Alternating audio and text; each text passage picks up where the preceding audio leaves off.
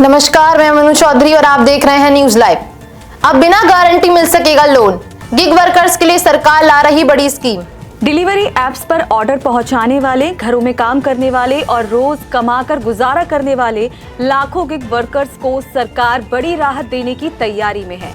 सरकार का ये कदम उन लोगों को बैंकिंग सिस्टम से जोड़ेगा जिनके पास ना तो पक्की नौकरी है, ना सैलरी स्लिप और ना ही मजबूत सिविल स्कोर है। इसके लिए केंद्र सरकार एक नई माइक्रो क्रेडिट स्कीम शुरू कर रही है, जिसके तहत बिना गारंटी के 10,000 रुपए तक का लोन दिया जाएगा।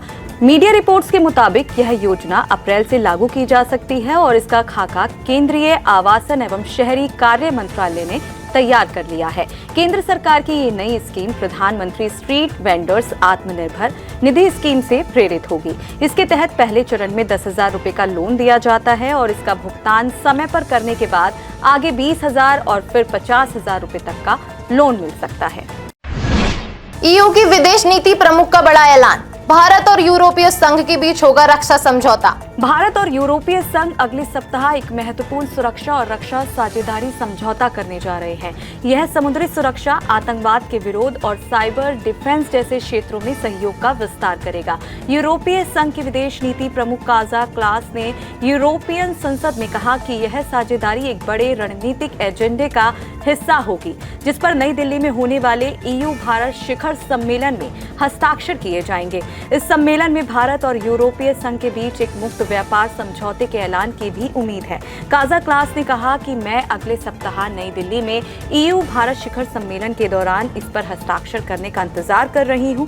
यूरोपीय संघ और भारत का 60वां शिखर सम्मेलन नई दिल्ली में होने जा रहा है। इस दौरान दोनों पक्षों के 2030 तक चलने वाले एक नए ईयू भारत व्यापक रणनीतिक एजेंडे को अपनाने की उम्मीद है।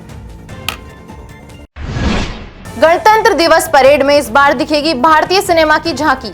फिल्म निर्माता निर्देशक संजय लीला भंसाली संभालेंगे कमान। गणतंत्र दिवस परेड में कर्तव्य पथ पर इस बार भारतीय सिनेमा की भव्यता भी दुनिया देख सकेगी। इस ऐतिहासिक अवसर पर दिग्गज निर्माता निर्देशक संजय लीला भंसाली सिनेमा जगत का प्रतिनिधित्व करेंगे, तो वहीं ऑस्कर विजेता संगीतकार MM कीरावनी वंदे मातरम की नई धुन पेश करेंगे।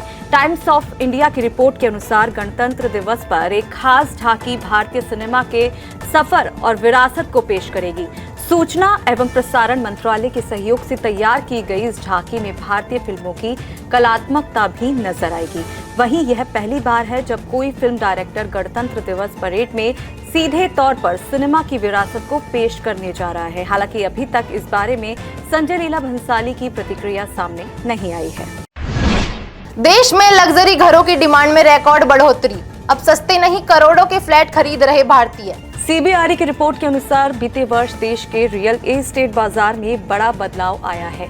इस दौरान पहली बार महंगे और लग्जरी घरों की बिक्री में रिकॉर्ड बढ़ोतरी हुई है। India market monitor quarter for 2025 की रिपोर्ट में कहा गया है कि कुल घरों की बिक्री में लग्जरी घरों की हिस्सेदारी लगभग 27% रही है। इस तरह 2022 के मुकाबले महंगे घरों की डिमांड अब 2 गुनी से ज्यादा बढ़ गई है। CBI रिपोर्ट के अनुसार महंगे घरों की बिक्री बढ़ने का प्रमुख कारण लोगों की आमदनी में बढ़ोतरी, प्रवासी भारतीयों की भारी मांग और बड़े घरों के प्रति बढ़ता आकर्षण है। वहीं अलग अलग शहरों में लग्जरी घरों की परिभाषा कीमत के आधार पर अलग अलग है। ये कीमत मुंबई और दिल्ली NCR में 1.5 करोड़ से 3 करोड़ रुपए, बेंगलुरु और हैदराबाद में 1.5 करोड़ से 2.5 करोड़ रुपए, पुणे, चेन्नई और कोलकाता में 1.25 करोड़ से 2.5 करोड़ रुपए के बीच है। इस्लामिक नाटो का तोड़ बन सकता है मेडिटेरेनियन क्वाड। ग्रीस, साइप्रस और इजराइल ने भारत को किया आमंत्रित। संयुक्त अरब अमीरात के राष्ट्रपति मोहम्मद बिन जायद अल नहयान की हाल ही में हुई भारत यात्रा ने कई अटकलों को हवा दे दी है। यूरेशियन टाइम्स के अनुसार सऊदी अरब और पाकिस्तान के बीच हुए रक्षा समझौते में तुर्की के भी शामिल होने की संभावना है।